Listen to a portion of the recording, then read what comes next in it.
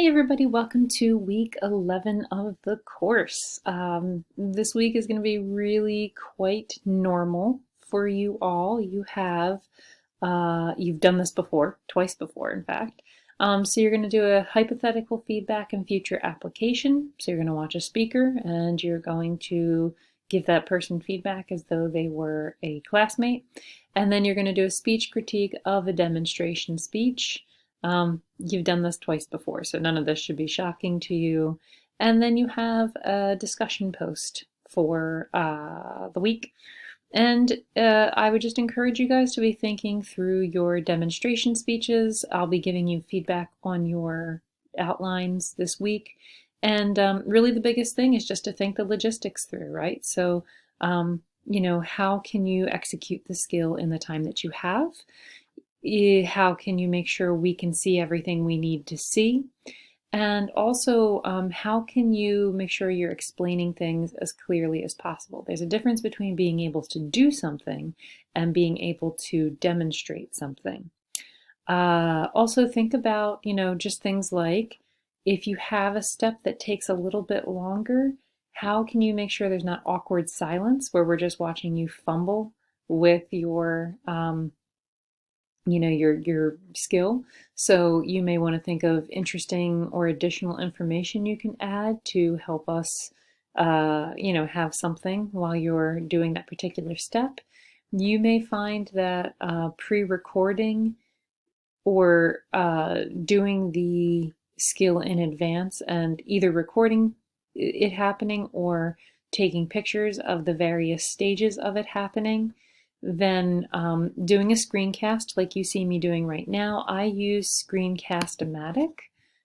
It's free, it's easy to use, so that's what I use. And you cannot just pre-record the demonstration and not really be kind of adding anything new to it, right? So you can pre-record the parts that you're doing. This is where and by the way, I'm talking about for things where it might take longer. For example, if you're baking a cake, you can't bake a cake in 5 to 7 minutes. Maybe a mug cake, some of those perhaps, but for the most part, you can't bake a cake in 5 to 7 minutes, right? So what you might do is you might, most people have really good success with doing the task and taking pictures of different stages along the way, then projecting the images and talking us through in a screencast like I'm doing right now, what needs to be done. And for a lot of people, they find that that's a lot easier than trying to do the task live.